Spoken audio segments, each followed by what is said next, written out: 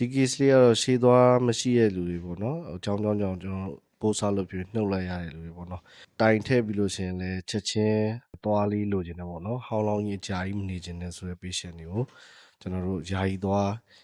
ချက်ချင်းတက်ပေးထားတဲ့ case လေးပေါ့နော်အဲ့လေးကိုရှင်းပြတာပါအခုကျွန်တော်ဒါတိုင်ထည့်တာပေါ့နော်ရှည်သွားကိုကျွန်တော်ထည့်တယ်ပြီးရင်ကျွန်တော်ဓာတ်မှန်ရိုက်တယ်ပေါ့နော်ဒါတိုင်ထည့်ထားတဲ့ပုံလေးပေါ့နော်ပြီးရင်ကျွန်တော်တို့ဒါ implant stability test ဆိုတော့ပေါ့နော် implant ကို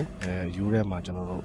ခိုင်မခိုင်ပေါ့နော်ဒီပစ္စည်းလေးနဲ့ပေါ့နော်ကျွန်တော်စမ်းတာပေါ့နော်ကျွန်တော်ဒီ second နဲ့စမ်းလိုက်လို့ ISD 65ကျော်လို့ရှိရင် U နဲ့ဒီ implant တိုင်းနဲ့တွဲဆက်အားကောင်းတယ်လို့စောက်လို့ရတယ်ပေါ့နော်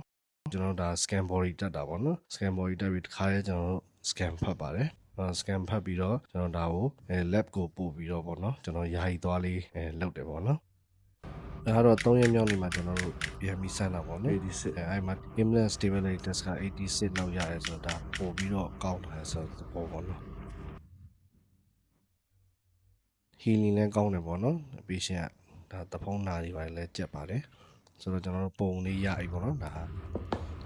crown လေးပေါ့နော် crown တော့ PML လေးပေါ့နော် plastic crown လေးပေါ့နော်